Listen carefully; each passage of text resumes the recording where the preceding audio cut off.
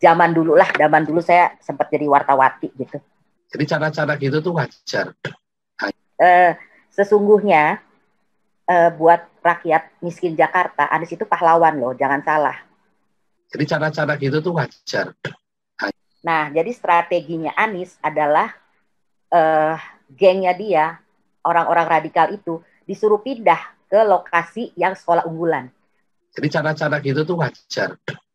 Pada kenyataannya memang PGRI itu sudah dikuasai oleh kadrun. Jadi cara-cara gitu tuh wajar. Dan Anies tega melakukan itu. Wah, ini kurang ajar semua nih. Sampai ke RT pun.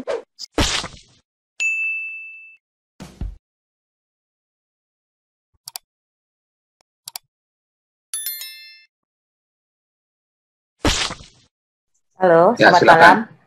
Selamat malam. Malam. Ya, terima kasih Pak Paul. Makasih, saya baru berani nih gabung kemari. Ya, besar.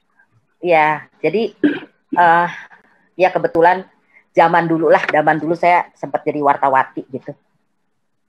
Oke. Intinya kita ngomongin Anies ya sekarang ya. Nah, sesungguhnya buat rakyat miskin Jakarta, Anies itu pahlawan loh, jangan salah. Kalau kita dengar ribut-ribut PPDB, penerimaan peserta didik baru, itu sebenarnya salah satu strategi Anies untuk memberi kursi di sekolah-sekolah unggulan Jakarta untuk orang-orang miskin. Satu cerita aja deh. 6 bulan sebelum penerimaan peserta didik baru di Jakarta, itu semua kepala keluarga yang tinggal. Jadi gini, sebagai informasi, penerimaan peserta didik baru itu sekarang berdasarkan zonasi 50% ya. Jadi siapapun orang yang tinggal satu RT dengan sekolah unggulan, dia berhak masuk sekolah unggulan. Kalau satu RT cuman ada berapa orang, satu RW gitu. Nah, jadi strateginya Anies adalah gengnya dia, orang-orang radikal itu disuruh pindah ke lokasi yang sekolah unggulan. Persis sebelum 6 bulan sebelum penerimaan peserta didik baru. Gitu. Alhasil pada saat peserta didik baru, anak-anak yang pinter-pinter gitu ya, yang tapi lokasi rumahnya jauh dari sekolah unggulan nggak dapet gitu. Yang dapet adalah orang-orang atau anak-anak yang memang sudah disiapkan untuk tinggal di lokasi yang satu RT, satu RW atau paling jauh itu satu kelurahan ya gitu. Nah itu strategi Anies yang saya tahu itu dari 2 tahun yang lalu ya, itu sudah dijalankan. Terus satu lagi, Anies itu nyebar duit loh buat RT RW, jangan salah. Jadi RT RW kalau kita berani tanya ya, mereka itu aman tentram di Jakarta karena duitnya banyak.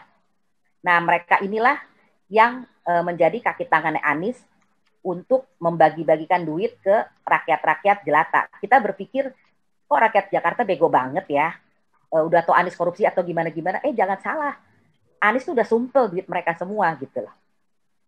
Jadi memang ya kebetulan saya punya sahabat, dan sahabat saya ini dulu teman mainnya Anies karena sama-sama di Universitas Gajah Mada ya. Dan memang dari zaman kuliah tuh Anies emang terkenal oportunis. Jadi kalau kita lihat anak-anak UGM sendiri nggak dukung Anies gitu loh sebenarnya ya. Tapi ya sudahlah, ini kenyataan yang kita harus hadapi. Kita katakan Anies begono begini, nggak ngefek bapak-bapak karena orang yang paling bawah itu kecipratan gitu. Nah yang kedua soal JK. Ya. Nah yang kedua soal JK. Yang saya tahu JK itu mempergunakan PGRI, Persatuan Guru Republik Indonesia. Gitu. Nah di PGRI itu isinya memang dari berapa ya, 1 juta guru gitu, boleh dibilang 990.000 guru tuh kadrun gitu.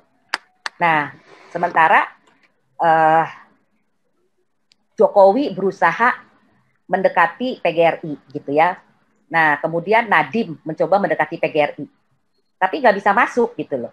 Makanya kenapa pendidikan Indonesia selalu kacau, termasuk yang kemarin itu yang di Bandung, itu kan ya mungkin ada yang belum tahu, itu ada itu anak-anak yang melempari atau yang merusak kuburan-kuburan Islam itu adalah anak rumah belajar, anak peserta rumah belajar. Rumah belajar itu ternyata kedok dari namanya sekolah Katab. Nah, sekolah itu adalah sekolah Islam yang dibangun oleh afiliasinya PKS. Dan mereka memang sangat radikal.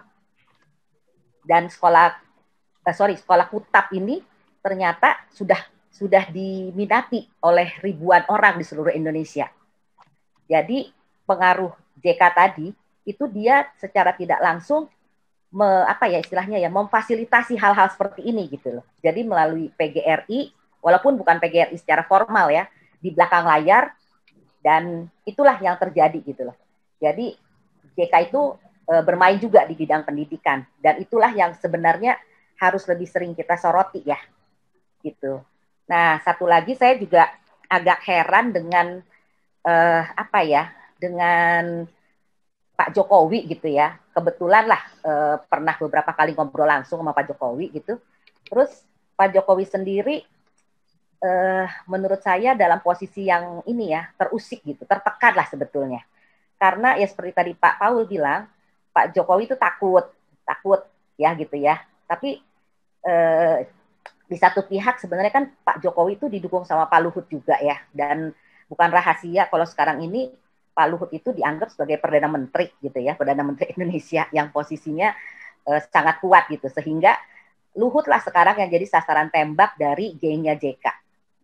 Makanya di satu pihak kalau misalnya kita punya kesempatan sih mungkin ya kita juga bisa nyolek Pak Luhut atau orang-orang yang memang kita tahu komitmennya itu mendukung bilanglah pluralisme di Indonesia, mendukung umat Kristen di Indonesia supaya umat Kristen jangan terdesak.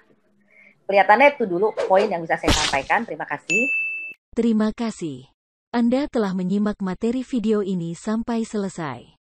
Kami berharap Anda bisa memberi masukan kepada yang lainnya melalui kolom komentar dari sudut pandang Anda yang berbeda. Komentar Anda akan memberikan edukasi atau bahan pertimbangan bagi generasi dalam memahami narasi atau sumber berita yang belum tentu sesuai dengan fakta. Tapi sebaiknya bagi Anda yang belum subscribe, silahkan subscribe terlebih dahulu supaya komentar Anda tidak terbaca spam. Dan bagikan link video ini ke media sosial lainnya supaya teman Anda bisa berbagi pengalaman bersama kita. Terima kasih. Dan enjoy saja bersama Sodron Channel.